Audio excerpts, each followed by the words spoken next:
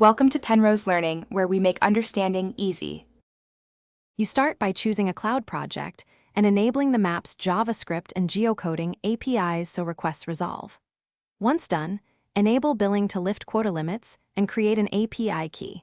Make sure to restrict it by HTTP referrer or IP for security. Next, add the map's JavaScript include to your HTML or install the client SDK in your app. This immediately allows you to request map tiles and geocode data. You're now ready to initialize a basic map object.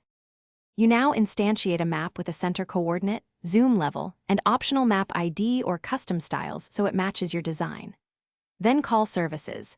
Use geocoder for addresses, places for POIs, and directions for routes. Each returns JSON via promises or callbacks. When responses arrive, parse geometry and place markers, polylines, or info windows on the map. This connects backend data to the visual layer. Make sure to manage rate limits and batch requests to avoid quota errors. To finish, optimize performance and lock down security.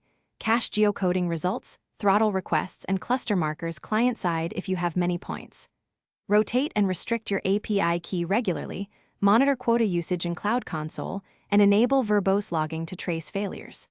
If things go wrong, check the browser console and cloud error logs for key, billing, or referrer mismatch messages. Those are the most common culprits.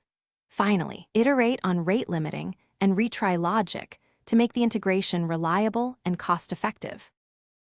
Thanks for watching. If this was helpful, leave a like and consider subscribing. See you next time.